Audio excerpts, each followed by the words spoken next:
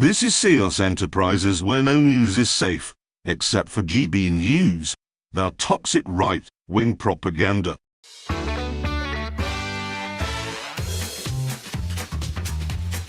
It's Breaking the News with Des Clark.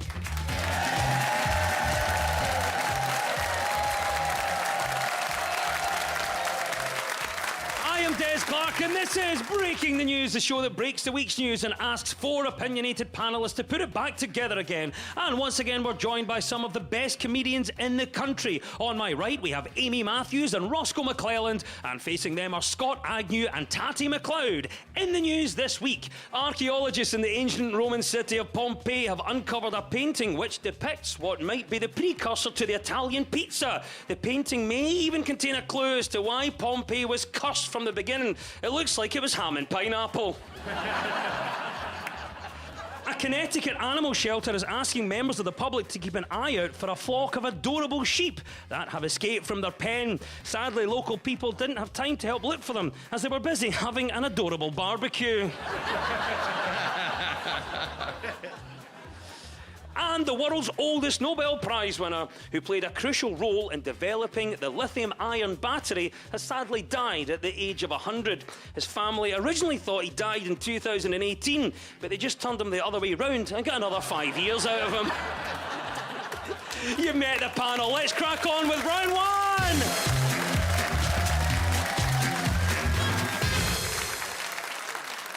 This is the Broken News round, where our teams have to guess two major stories of the week that have been mashed together into one single news headline. So, Amy and Roscoe, can you tell me what this is all about?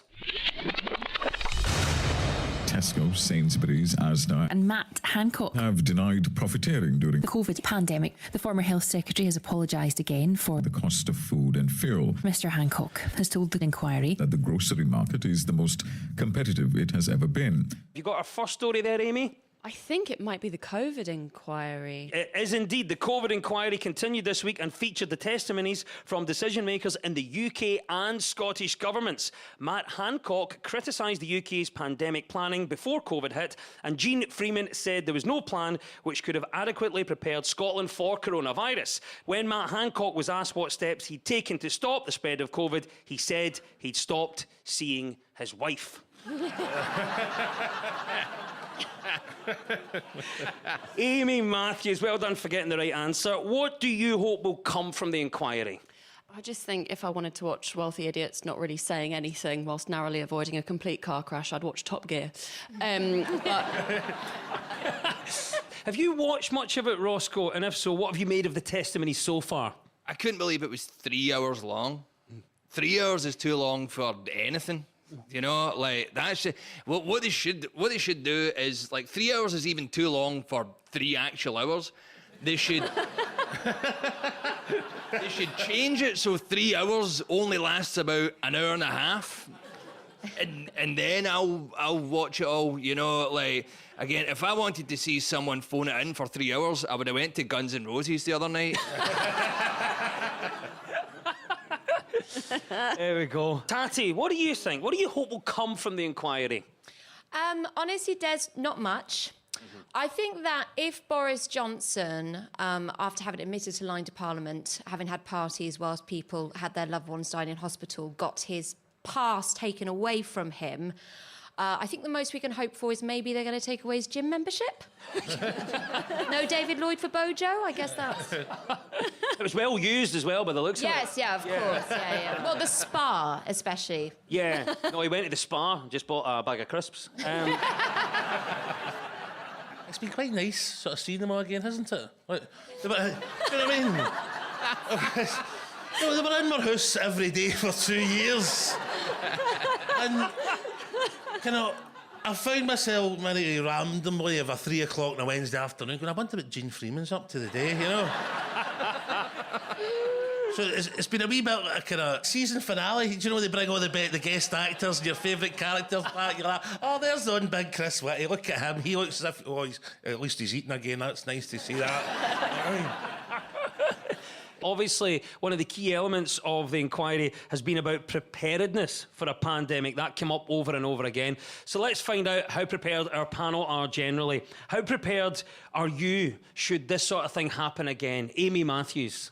I'm completely unprepared, financially, emotionally and spiritually.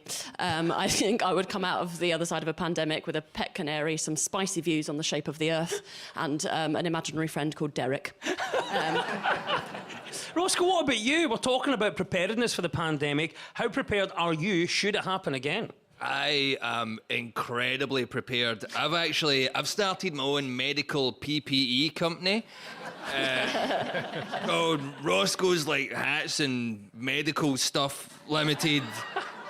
I've got a pre-order on a mega yacht. I am ready this time, man.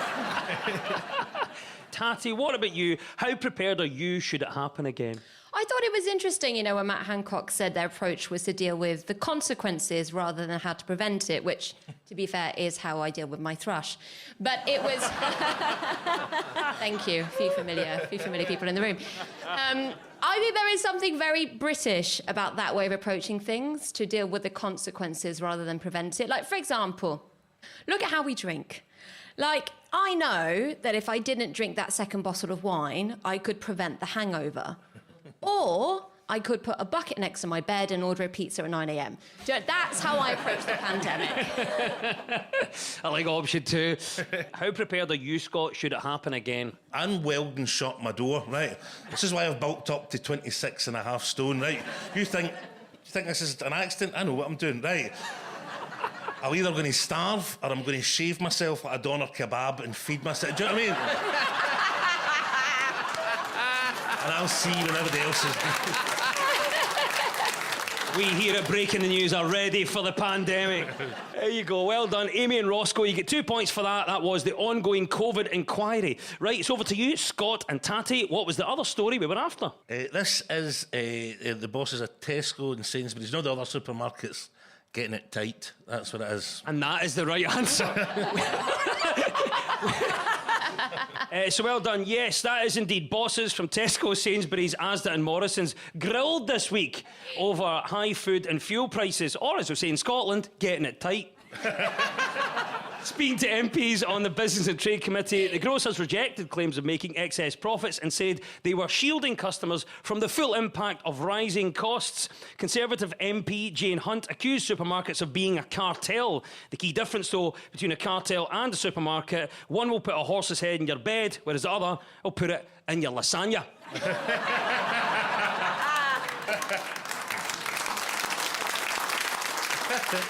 You've got to laugh, there you go. Tati, how have you found it personally? Things getting more expensive for you? I haven't found it to be that much more expensive, but that's because I think I've pivoted. That's really the key to this, right? If you look at the things that have gone up, it's stuff like pasta, milk, cheese, rice. What hasn't gone up? Wagon wheels. That's...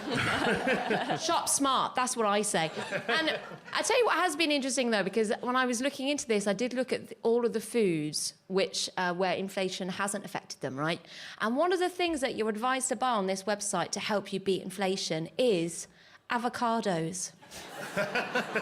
Which have only gone up by 9%. And I was like, yeah, they were $2.50 to begin with. Well, here we go, Roscoe. This is it. We're talking about these supermarket bosses defending themselves. What's life been like for Roscoe? Have things been getting more expensive for you, mate? 100% more expensive, Everything I like is going up, man. But I'm offsetting the costs by following Martin Lewis, money saving expert, and I've been planting my own food now, because I've got a back garden. They've not really came to fruition yet, I'm a bit of an amateur, I'm still learning, but see, next year, when those Watsits that I planted...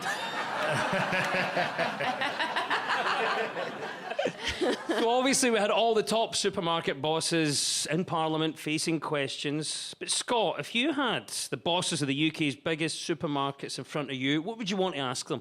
I'm needing assistance. That's what I want to ask, right? Because I'm 6'5", right? And unless I happen to be there at the same time as a particularly wee woman, where we can be a sort of mutual benefit to one another, right?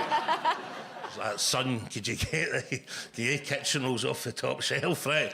And could you get the dusters off the bottom shelf, right? It's a beautiful thing.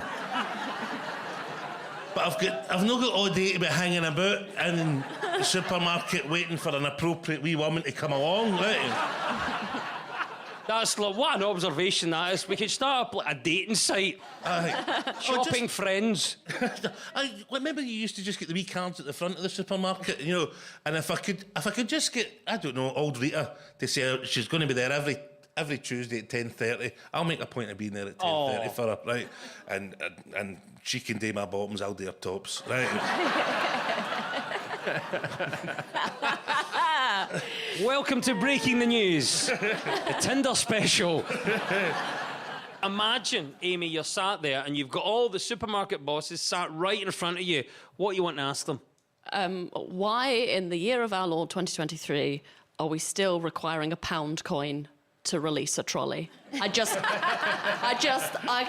it's wild that it still requires me to like summon doubloons from my pocket like I'm a tinker. It's mental. It's absolutely crazy. Like, I haven't seen a pound coin like in real life in my house since like 2009. Like, when I see someone pay with coins anywhere now, I behave like someone's just pulled a quill out of their pocket. Like, what trinket from yesteryear is this? Like, it's if I don't have a pound coin on me now, I just walk to the Clyde and pull a trolley out of that.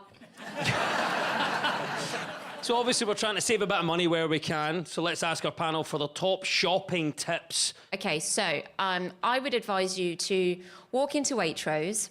Stay with me. So you walk into Waitrose, have a nice long browse, and then you walk out and you go into Aldi, and you will find things are cheaper. Yeah. It's a great tip. We love that. There you go. Roscoe, final thoughts on this to you. Top shopping tips. Never get your hair cut within 20 feet of the shop you buy your chopped pork from. That feels like a Chinese proverb. But there we go. Yes, we're talking about the cost of living crisis and the supermarket bosses. Like many, I've been cutting back on my food shopping because of rising prices. So for breakfast this morning, I had cornflake.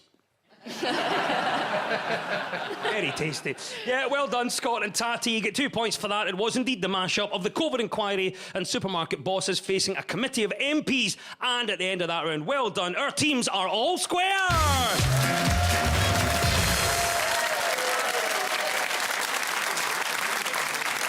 Now, much of our news is about public opinion, so to find out what stories people are talking about, we spoke to two regulars on the streets of Shield Inch, stars of River City, Aberdonian actor Joyce Faulkner, and actor, panto villain and broadcaster Grant Stott. So, Scott and Tati, what do you think our Joyce is on about here? I have actually done this job in several environments, and it's easy to have wee bloopers. I think it's easy to make mistakes at work. Probably playing dumb is the best policy when you've done something as serious as that. She's talking about a cleaner who destroyed 25 years' worth of research by turning off the lab fridge. And that is the right answer. But it was revealed this week that a cleaner in America destroyed groundbreaking work into solar energy by turning off a laboratory freezer because it was making an annoying beeping sound. It's a true story. The majority of specimens were compromised, destroyed and rendered unsalvageable, demolishing more than 20 years of research. A sign explained how to mute the beep, but a breaker was reportedly switched off after a reading error. I don't think we've got the full story.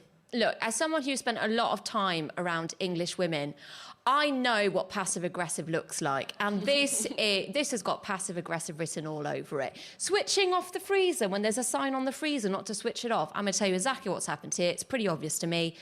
This cleaner was having an affair with the head researcher. The head researcher has dumped that cleaner for an intern, and that cleaner decided revenge is a dish best served cold, or in this case, room temperature. That is exactly what is... That is what has happened here. We could take that as an answer. There you go. It is some story. It was everywhere this week. Scott, what did you make of this story? And you said about being passive-aggressive. Do we know the tone of that note? Mm-hmm. Oh, good. They'd written a note saying, you know, don't bother cleaning round here. Well, if you've ever dealt with a professional cleaner, they'll know whether it needs cleaned or not. Don't you tell them, right? the most interesting bit for me was the name of the lawyers firm that were representing the lab. It was Pattison, Sampson, Ginsberg and Griffin. And then for the rest of the day, I had like the weirdest version of Mambo No. 5 stuck in my head. Amy, what about you? What's the biggest mistake you've ever made? When I first moved to Scotland, I had only ever seen this word written down. And I called somebody, trying to assimilate with your beautiful culture, I called somebody a bampo. Now, Amy, Like translate. Merlot. So, a bampot is a numpty to you and I. Okay. And I pronounced it like Merlot or potpourri, which isn't how you make friends in this good city. Oh, Amy, you can't hide money. That's amazing. A bampo. I've only just realised at the age of 34 that it's not potpourri. So there you go. I'm learning. This is an education this week.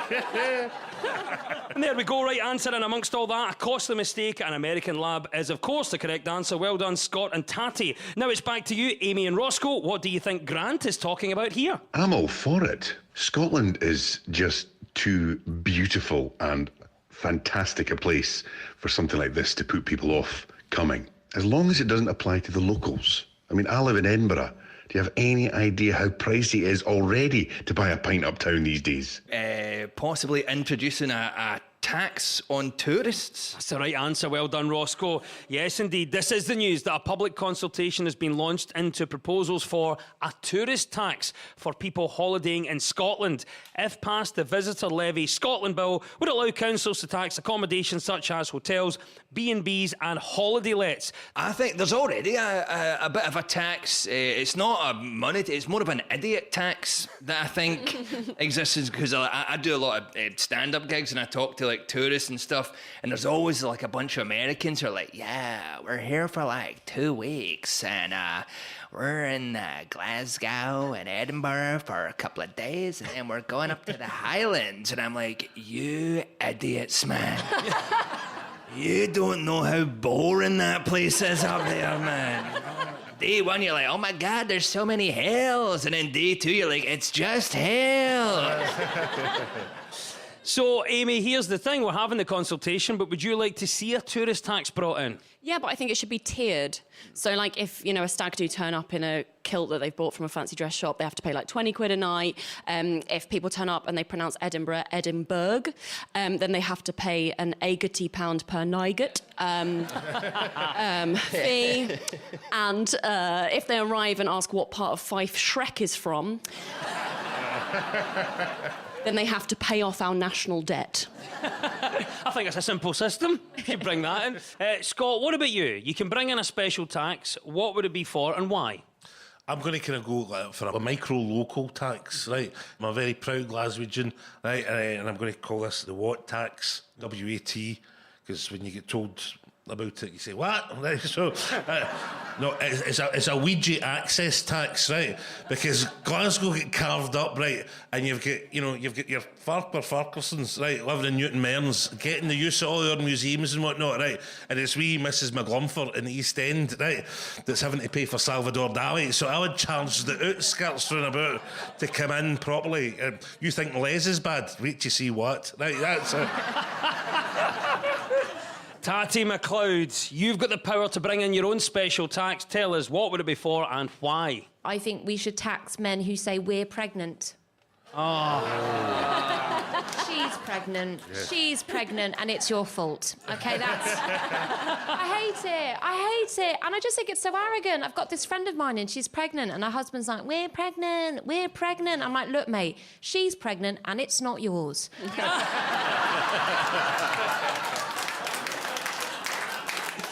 Plans to tax tourists is correct, and 2 points go to Amy and Roscoe.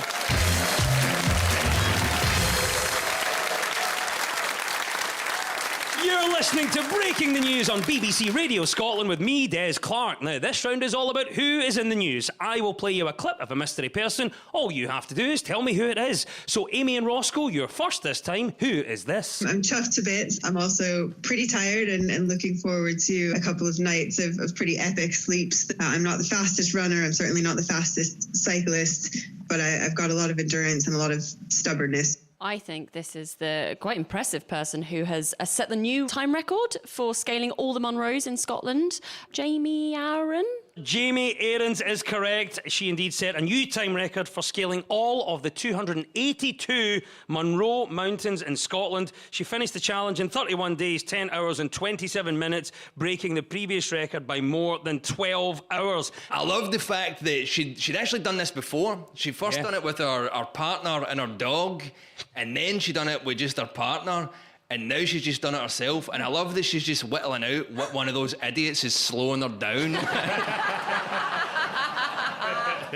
Oh, there you go. Scott, what about this person then? So we've got Jamie Aarons setting the new Munro record. What do you think of her achievement?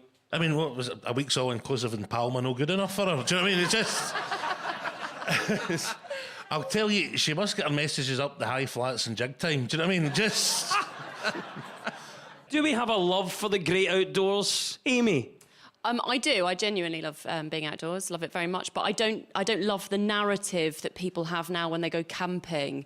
That you sort of get very irritating. People go, oh, it's so nice to sort of behave as our ancestors did, and get back to sort of nature. And I think primitive man was not toasting marshmallows whilst Ben Howard played out of a portable speaker.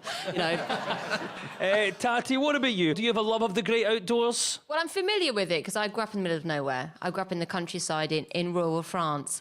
It's lovely there. Yeah, it is, but it's rural. Like, for example, when I was growing up, I used to hitchhike. So if you hitchhike, like, I think that says a lot about the great outdoors, right? Because hitchhiking, it says a lot about a place. It says that in order to leave here, I am willing to die. So that's kind of my feelings on the great outdoors. We're obviously talking about someone that's highly motivated, the brilliant Jamie Aarons. But Roscoe, what motivates you? I know this might actually sound a bit soppy, but the thing that motivates me most is my wife. Because she is from Govan, and she is terrifying. I'll do anything that she tells me to do, man.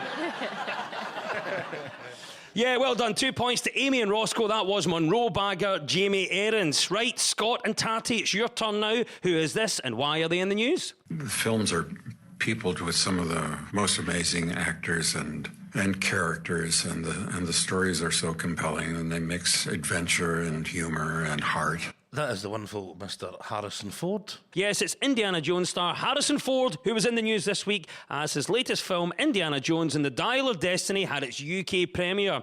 A theme of the Indiana Jones films is finally getting your hands on something you've always wanted, but then discovering it's just a dangerous trap, which is a situation only Hamza Yusuf can really appreciate. Amy, is this a film that you would want to go and see? I'll be honest, I've not seen any of the Indiana Jones films. I know, truly, I think Indiana Jones just sounds like a girl that Tati and I might have gone to school with. Roscoe, what about you? Are you a fan of the franchise? Will you go and see the new Indiana Jones film? I'm with Amy. I've never seen one of them either. I've seen a very similar film called Indiana Jones, but I imagine that was slightly different.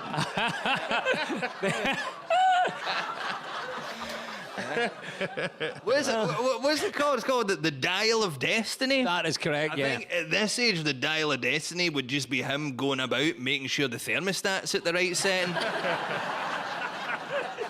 Maybe that's what it is. That's the thing, but the artefacts that he's searching for are nearly as old as him, right? Do you think Tati's sequels are ever really worth it, though? Do you know what, Des? As a third child, I find that a very offensive question. We're looking at Harrison Ford, who's been around in our lives for a long, long time. What a career. But if not Harrison Ford, who would be your childhood icon? I suppose it depends what stage of childhood you're talking about. I mean, I was off a Keena Postman Park for a while, do you know what I mean? But as the years moved on, it kind of progressed. I was into a bit of He-Man, and I liked the two brothers in the Dukes of Hazzard, you know, Luke and Bo. And then there was a wee fascination with Magnum P.I. But I don't know if you've noticed a pattern here. There's an awful lot of tight trousers and hairy chests and moustaches, you know, but... If not Harrison Ford, who is your childhood icon and why? Amy? I'm worried that mine's just going to be the one that everyone's going to say. Samuel Pepys. So I was absolutely obsessed with the 17th century diarist and naval administrator Samuel Pepys. Roscoe, if you've got the same answer, I'll give you the money myself. If not Harrison Ford, Roscoe, who is your childhood icon and why? Well, it's close. Mine is actually Samuel Pepys. He was the man who invented peekaboo. He was great. Brilliant guy. You could never find him, though. Well done. Harrison Ford is, of course, the right answer. And 2 points go to Scott and Tatty.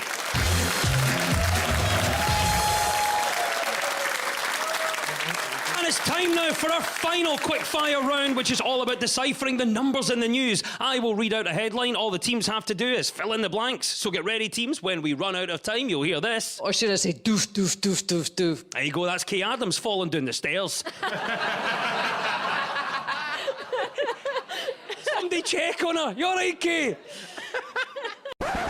That don't make sense. Fingers on buzzers. Here we go. 92% of UK households have what in them? Amy? Sports Direct mug? Brilliant answer. 92% of UK households have what in them? Tatty? Potpourri. 92% of UK households have what in them? Roscoe? A wee job you've been putting off for a couple of years. 92% of UK households have what in them? Scott? Ringworm.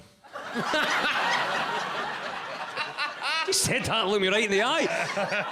92% of UK households have electronic clutter in them. Or should I say doof, doof, doof, doof, doof? Kay has Adams. That means it's all over. And at the end of the quiz, our winners this week are Scott Agnew and Tatty McLeod. And commiserations to Amy Matthews and Roscoe McClellan.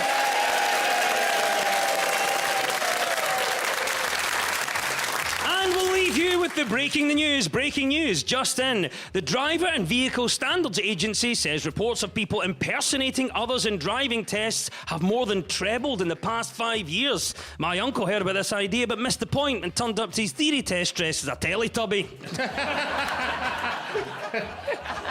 The singer Pink was left stunned after a fan threw their mother's remains on stage while she performed in London. It was only a glancing blow, but with hindsight, the fan probably should have had her cremated first.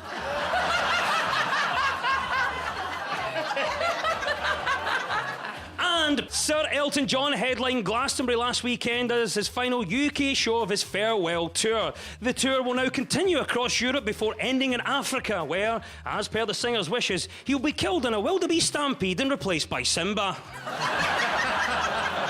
The news is broken. I've been Des Clark. Goodbye!